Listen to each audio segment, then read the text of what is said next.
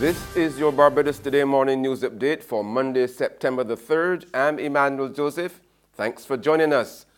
Topping the news at this hour, owners of privately run public service vehicles were read the Riot Act yesterday evening when they met for the first in a series of dialogues with the new leadership of the Transport Authority at the Lloyd Erskine Sandiford Center. In a sobering address to the PSV bosses, Chairman of the authority, Ian Eswick, warned them if they do not take the responsibility to break the cycle of lawlessness on the roads by their drivers and conductors, then it would be placed in the hands of others to do it for them. You as owners cannot continue to shirk your responsibility by not holding your drivers and conductors accountable and keep passing the bad ones along the chain. You must take the responsibility to break the cycle of bad behavior on the roads, or it will be put in other areas to be broken for you.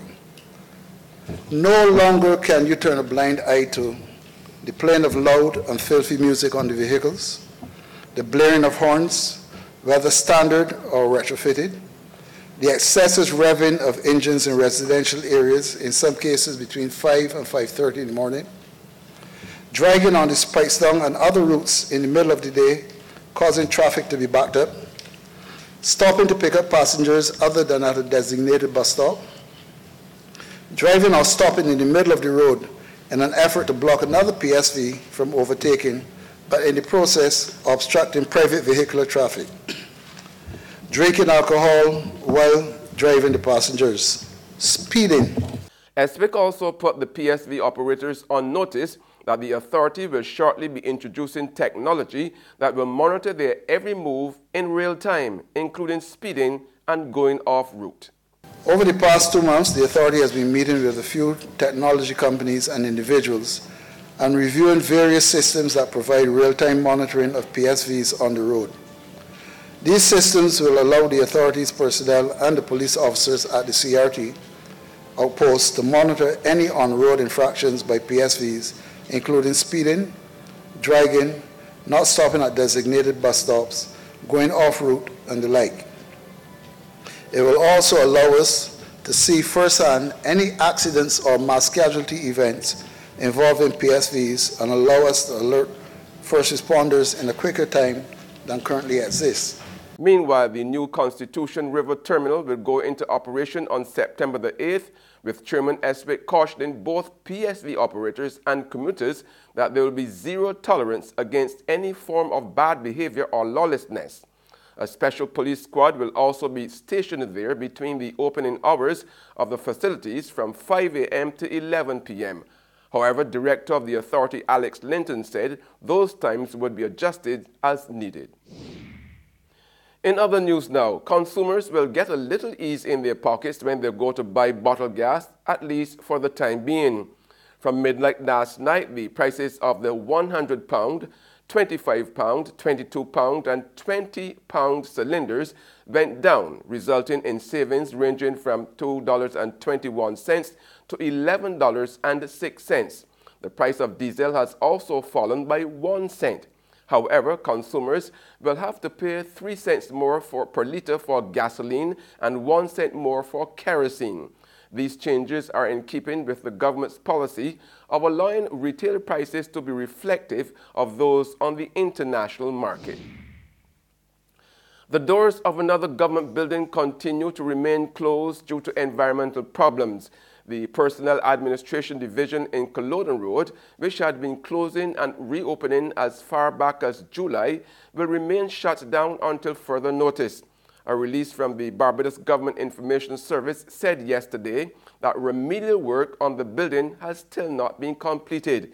It said that some employees have been temporarily accommodated in other locations, but the customer service section remains closed.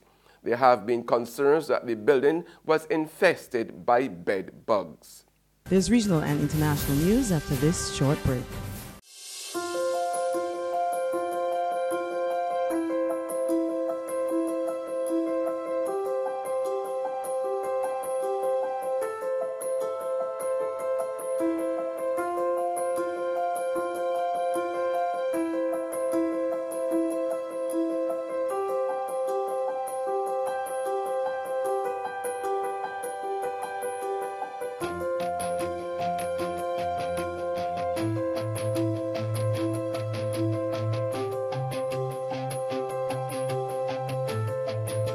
Barbados Today, news you can trust. Welcome back with news from the region now. Extensive structural damage from the August 21st earthquake that rocked Trinidad and Tobago has forced authorities to keep more than half a dozen schools closed even as a new academic term opens today. Education Minister Anthony Garcia told a press conference that engineers have determined that at least 7 will be closed for health and safety reasons. Come Monday, the students of St. Paul's Anglican, Nepal Presbyterian, St. Philip's Government and quite likely Point Kumana Government Primary School will also be at home as a result of structural damage from the earthquake.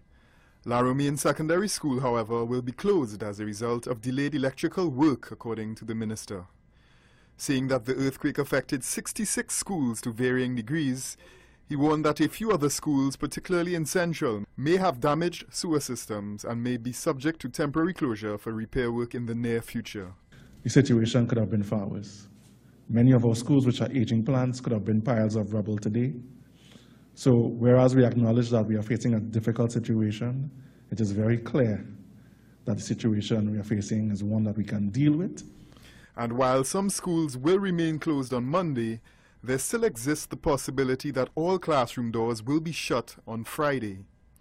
Last Wednesday, Tutor President Lindsley Dudai called on teachers to stay home on September 7th in a show of solidarity with the OWTU's Day of Rest and Reflection. The minister, however, says he is not taking the threat lightly and is receiving legal advice on how to move forward. And on the international scene, the U.S. is canceling hundreds of millions of dollars in aid to Pakistan over that country's apparent tardiness in dealing with militant groups. We pick up the story in this Reuters report. The U.S. military is canceling $300 million in aid to Pakistan over what it calls a failure to tackle militant groups. A Pentagon spokesman revealed the move exclusively to Reuters and said the funds will be driven elsewhere if Congress approves. It adds to a broader cut to security aid earlier this year when President Donald Trump accused Pakistan of paying back past aid with, quote, nothing but lies and deceit. However, news of the move comes just days before a visit by U.S. Secretary of State Mike Pompeo to meet the new Pakistani Prime Minister Imran Khan. And that's news, but for the very latest, visit our website at www.barbadostoday.bb. You can also subscribe to our e-paper, email updates, or like us on Facebook, and sign up for breaking news alerts via WhatsApp. We are also on Izumi Media in bus terminals, as well as Screenplay at supermarkets and gas stations near you. Now, you can also hear us on Mix 96.9 FM. I'm Emmanuel Joseph. Have a fantastic day.